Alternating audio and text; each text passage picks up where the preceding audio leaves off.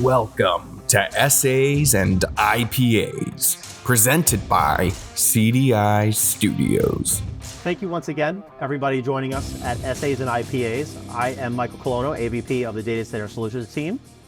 To my left, Kyle Mullin, VP of Solutions Architects. And Chris is joining us. Tell us about yourself and tell us your position. Who are you? So I'm Chris Whidden. I'm the director for the security SA team here at CDI. Okay. Well, thanks for joining, Chris. I appreciate it. And I normally wait till about midway through to appreciate the brewskis that we have. But if you pay attention, let's not even say it. If you just notice this label right here, it sure seems to look a whole lot like the show, doesn't it, folks? Yeah. So why don't you tell us about this beer? So it was across the street at the Wawa, and I figured, what are the odds? Wawa is fantastic. I mean, I would have said like Wegmans, but Wawa, yeah, I can see it. But no, so actually, my brother-in-law, Bill, is a Colonno owner of a brewery on Long Island called Sand City. And I was able, with the help of Katie on our marketing team, to get the actual vector artwork that you guys had used, and then reached out to my brother-in-law and said, hey, could we run some cases with the label? He said, no problem. So there was, he has an artist, we just kind of resized and tweaked a little bit. Should we rate it right now, or just get right into it? Let's do, because I mean, we all sipped it. We were all very, yeah. All right, I'm gonna go first because I'm the Dave Portnoy of the crew, and my rating holds the most weight. I'm gonna give it a 9.5. I think the label, obviously, you get +2. I think the label, a little bit of a home field of it. Yeah, there's a little home field, but it's a delicious beer, and I love Sand City personally. They're a great brewery. They are, and I definitely have to thank them for doing this. They also did a fantastic event with us with our Arctic Wolf, where they did a beer too, which was awesome. Chris even brought a bunch of beers from there to our sales kickoff last year, and it was fantastic because I think there was like 2 domestics that were on on the board there, and it was great. But yeah, 9.5. I have to go. Yeah, 9.5 sounds right. Sounds right. Well, you're It tastes right. I would say, give it a 0. I really like this. So what's the name of the actual beer again? So it's actually a series they do called Oops, I Hopped My Pants. And it is their number one selling beer. I taste why. Yeah. Good. So very good. And this is a legal beer. So this isn't just a one-off label. This is registered to be sold. Okay. So I wasn't sure what you meant by legal. I was like, was this bootlegged in like the sand tub? So you can't just IPAs. You can't just put a label and slap it on and call it Sand City. It has to be an actual registered label. So you could check this in on Untapped under this name, and it would be recognized. If Massey was back on the episode, he probably would. Have you done that? I haven't. No, free advertising because I didn't want to give away. Got it. Okay. See, that's why this guy's a security guy. Super smart. It's true. So, Chris, I have to ask the question: is there, first of all, a booze or drink that you don't consume any longer, and is there a story? So everyone will say tequila, but I do appreciate tequila now. No, but my number one that has a story is green chartreuse. What? Yes, nobody's heard of it. If you ever see it, don't ever have it. What is it? It's a French liqueur, and it's the worst tasting substance on the planet. How much of it did you have? I had barely a taste, but it was enough. It was some stupid. Where were you? We were at a bar. In the U.S.? On Long Island. Long Island. Okay. Well, all the rules are out on Long Island. There was some kind of bet that I lost. So then they said, okay, you have to, drink a shot. And I thought it was going to be like Fireball or something ridiculous. And then the bartender goes, I have something. What a jerk. It's the worst. And it's like Ouzo or something like that. You're not even used to. It was horrible. Like, okay. I can still taste it. And this was 25 years ago. Oh. That's pretty bad. That's pretty bad. Okay. So I'm going to ask first, how did you come to CDI? and then we'll get into how you became an SA, because I think that's important as well, because you've had many kind of iterations of your career. So why don't we start with that? Sure. So came to CDI through not the normal way. Yeah. So technically, I did not ever interview. Yeah. So I was partnered at a MDR partner with CDI for many years, and sold alongside a lot, Rich Falcone, Ben Solomon, Jamie Levy, and it just made sense to myself and my colleague Peter Brookman, hey, we think we should go on the other side and work on the channel and help sell security, and have a wider portfolio to sell from. And it just made a lot of sense. And it was really something like to just come on board. And this was also COVID was going on. So we were able to come on board virtually. And I was still able to work with Rich and Ben and everyone who knew me immediately, because there was no question. Even Rich Roops, they're like, oh yeah, we know these guys. We know these guys. Yeah. And so we were able to hit the ground running. So very unusual, but it's just been great. It's felt very natural. And there were lots of other channel partners we had. I'm not looking to put anyone down. Sure. But our list had one company on it, and it was CDI. Nice. We were very clear. Well, we are definitely very lucky to have you. Once again, I don't want to veer too far off, because I want to hear your story, but at the same time, just so everybody knows, security is one of those I don't want to say verticals, but one of those towers or specialties or offerings within CDI that's grown so exponentially, not just in terms of business, but products we offer. And I think we should probably touch on that as well. But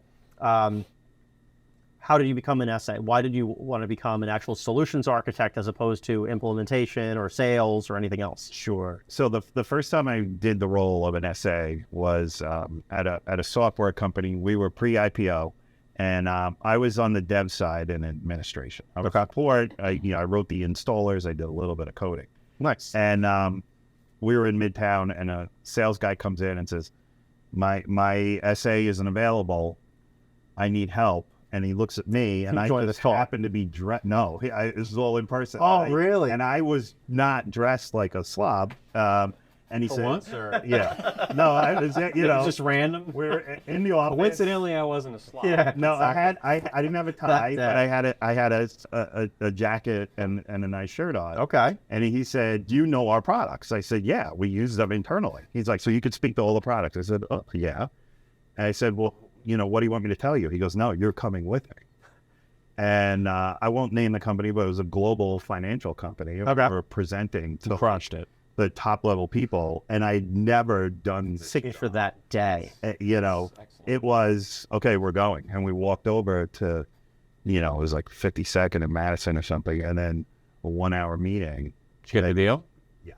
That's amazing. That's a very unique story. Good story. And you just knew you were born for it. And it was weird, but I didn't just switch over. I still stayed in my group, but then but you started getting plucked every once in a while. Startup, and it was really in total stealth mode. And then okay, we need SAs. And I said, okay, let me start. So I led the SA team. And how long was this? At the startup? Well, when I did the SA on demand, 22 years ago. Wow. That's great. Yeah. Talk about trial by fire. Yeah, I mean that's the best way to do it, right? Is you Is it the best way to do it? Wow. I don't know. I mean, that one. It's a way. Coming with me, it's a way. I mean, but yeah, That's how you know you've got it. Or not, that's for sure. Exactly. I mean, that's what I'm saying. Is it's just a let it rip. This is what we're doing today. I would refuse, for the record, if I was in your position. I was absolutely not. Yeah, it was. He was dressed already. Yeah, he didn't have any mustard stains. He was good to go. No, yeah, because there were other people could have done it, but they were laughing. They were like, okay. The other people in your position were like, yeah, no, that's good. They were like, oh, this will be there. And they came back, and he was like, wow, I think that it went well, and we did. We got the deal. So what is it? So now that you've done this for a long time, you've been on the we always joke around. I think everybody in the world on different forums on everybody calls sales the dark side. You know, on our side, they all call it the dark side, right? So we're like, I feel like we're like the gray side because we're kind of like in between. We're salesy, but we're technical. What's your favorite thing? Like what's your favorite part of your day?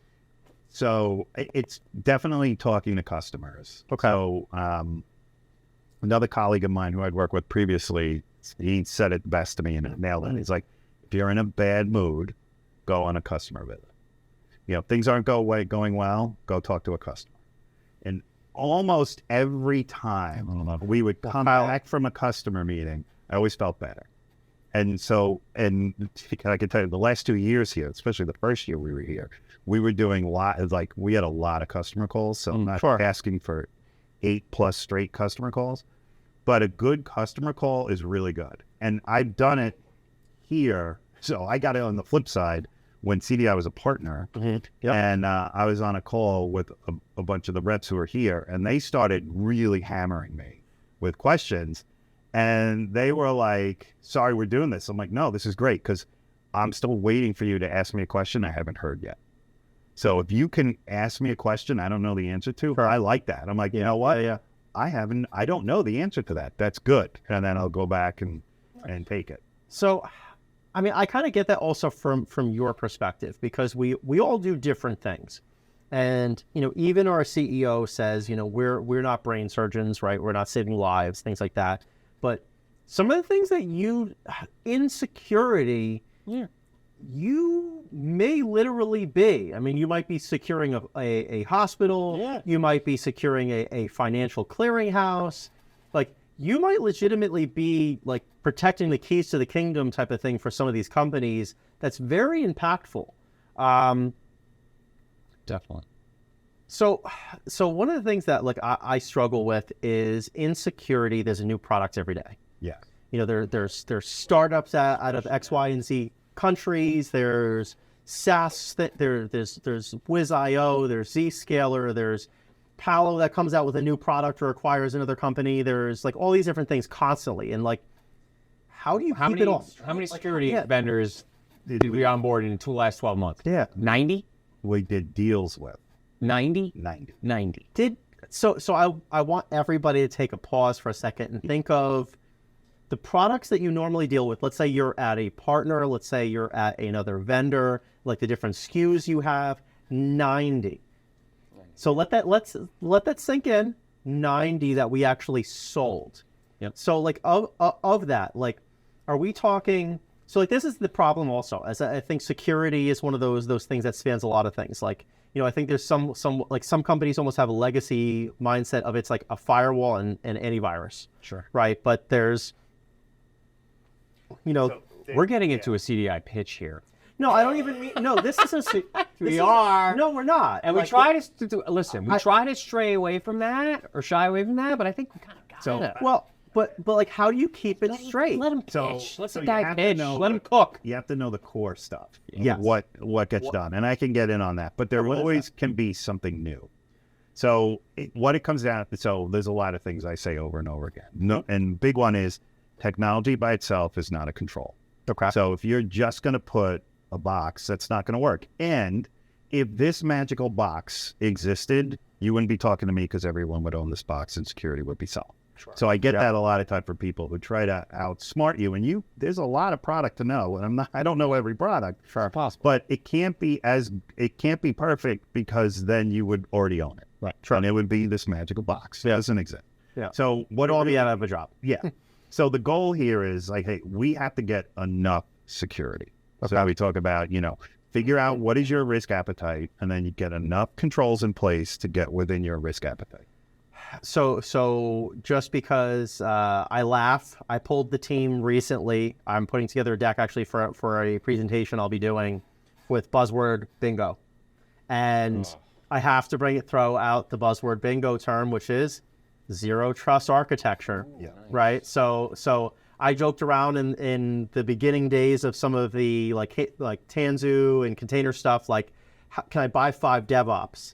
Like, can I buy like 10 zero trusts, or like, how do I buy a zero trust? So here, I'll give you from part of the pitch. So zero trust, or SASE, however you want to refer to it, but zero trust is not a product. it's a journey. Sure. It's a strategy. It's a way to look at things. So, and it's mainly saying there is no inherent trust, meaning if I physically got into this office, if I plugged into the network, would I get online? And the answer is almost everywhere. Yes, because there's implied trust. You would. And almost everyone has it. Especially in this office. Yeah. So it's a different way. Studio. Yeah. Okay. Totally. Sorry, They're No, mayor- it's a bar. dude, I think this bar, This bar. guest Wi-Fi. Yep. All right. So, but it's a different way to think. And that's what I've spent a lot of my conversations last year. It's just getting people to think differently. It's not about pitching any product. Yeah, it's a framework. It's an outcome. It's a change of thinking. That's true. It's behavioral change. And the number one, I would say the number one challenge I see in larger organizations is what this means when you talk about zero trust is the networking team and the security team have to be in agreement and work together. And in most organizations, those two groups are not. Yeah, they're at odds, if anything. They usually, the networking team usually doesn't have anything good to say about security. It's like turf war. Yes. You know, it's a turf war. So that's where I see our biggest challenge is educating and getting those teams to come together. So let me ask you this, and this is genuine. You know, Kyle and I do our best to understand every single tower within our business, but it's sometimes hard, right? Like there's just so many things. Do you sometimes employ some of our business consultants, like as part of, because I think like some of the things you do, it's a process problem sometimes, not just a product problem. We'll absolutely bring in other pillars, other teams. Okay. And then once you kind of flush it out and say, okay, we don't do that, but we do have other resources here. And then you even sometimes I might say, look, go take care, because that's actually, you've got a bunch of other, let's say, Microsoft problems. Go So what I actually mean is like, so standard operating process, SOPs. Like, do you as part of like an SOW have like a consultant or someone that writes like SOPs? Yeah, we will write procedures. Okay, So, that's what I was after. yes, 100%. And especially with the zero trust model. So if you're saying, hey, we're going to go zero trust and we fully get it and we're all in, that's great. Your business continuity and disaster recovery procedures probably will not work at all in a zero trust environment. Because then when one thing fails, it's going to, depending upon what it is, it could fail in such a way your BCDR plan never accounted for this. And What do you mean by that? so Give me an example. So any kind of SASE platform relies on an identity provider to grant you access. What if you can't get access to Azure AD? Well, and it's funny. Like that's one of those things that even when it comes to SD-WAN and things like that, that's the problem I always have with these shared service models, right? It's like if you have no connectivity, not even the security aspect, like something was actually compromised, but just connectivity, like if you can't get to it, like there has to be something cached locally or something they're accessible. And there are answers for all these things. Sure. The time to plan that through is when all the lights are green, Right. not When it is when not. I can't get in. Now what do I do? And I tell everybody, I would say the number one worst project to be on is a bad SendMail rollout, hands down. If you've ever worked on a CF file, you know what I'm talking about. Second, very closely, is a bad zero trust deployment. Sure. It's the worst. And then if something catastrophic does happen because you didn't properly plan for it and you didn't build in any kind of a rollback mechanism, those are. Well, I mean, I remember the partner I worked for, we did our first Cisco ICE deployment and everything was deny any, like when you first rolled it out, like it's a perfect example. It's like, you know, like if you didn't have a rollback plan and everything was cut off, an entire company or whatever was like cut off from like any kind of connectivity, like that's a problem. Right. You know, you didn't roll out your certs correctly or whatever it was. You need a rollback plan. Right. And it can be the thing that no one ever planned for, and you have to be ready, that we never contemplated this, and now it's occurred. So, and it's not that your procedures are going to nail everything, but at least you could say, hey, if some event occurs that we don't even know about, okay, here's our unplanned event. Hey, this is how we handle it. These are the people that get engaged. And there's a lot of, classic DR stuff where, hey, do you have the phone number for the people to turn off the water? Because the number one security event is actually a flood. Most people don't realize that. Really? Yeah, it's a water event. So, I have a friend who's Probably one of the cola projects where Kyle got pink eye. yeah. So I know people. I know of multiple data center stories that in Midtown Manhattan, Or Secaucus or 40 plus flights up, and they, fire, terrorism, whatever. Yeah. A couple of years ago, helicopter crashes on the roof. Oh, I remember the guy. Yes. So my buddy just started working there a week before, and everything was fine. The data center was right below the roof. Everything's great. No fire, nothing. The fire department comes up and proceeds to put thousands of gallons of water, and it goes right down into the data center. Wow. Come on. They didn't plan for a flood. 40 something floors up, but guess what? We got a flood. So that thing that no one ever contemplated, it just happened. What do we do? All right. That is an excellent story, and I'm going to bring it up again. And I know we don't want to use this time as a pitch. No, listen. But I feel like this is, like, security, to your point, is a topic that's pervasive to everything that everyone does, right? Anything you touch, endpoint, data center, cloud, edge, whatever it may be.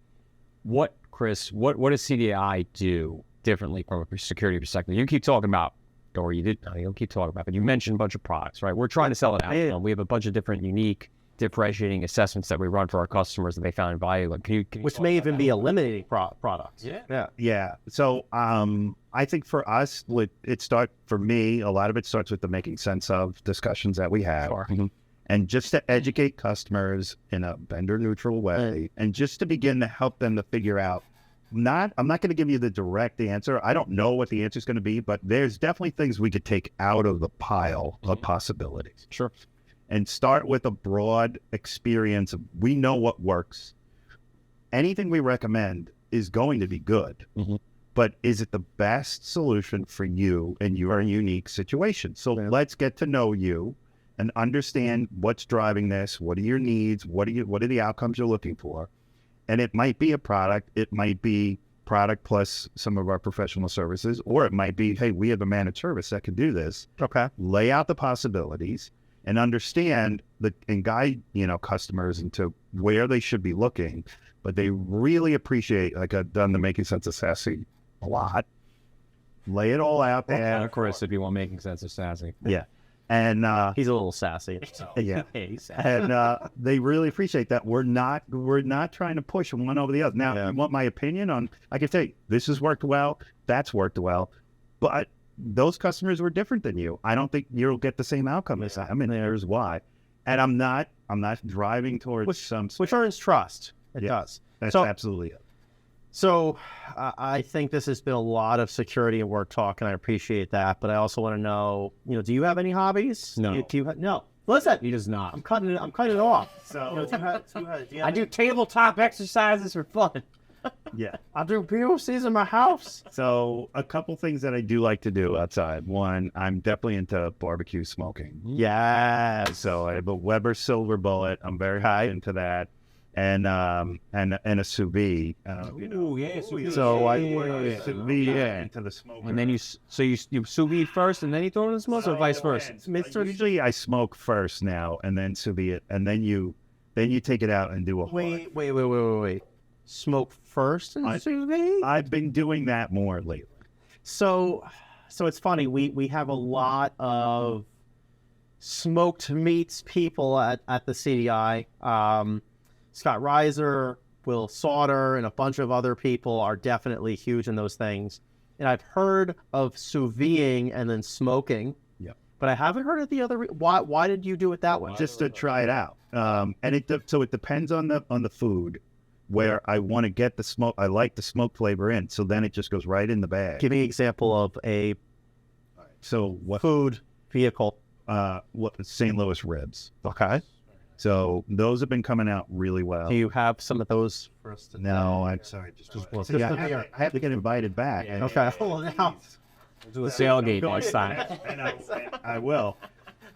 Sloppy finger licking episode. Okay, great. That's actually the challenge now. It's my sauce game. That's the thing I'm trying to focus and to raise my sauce. But hold on. He asked a great question.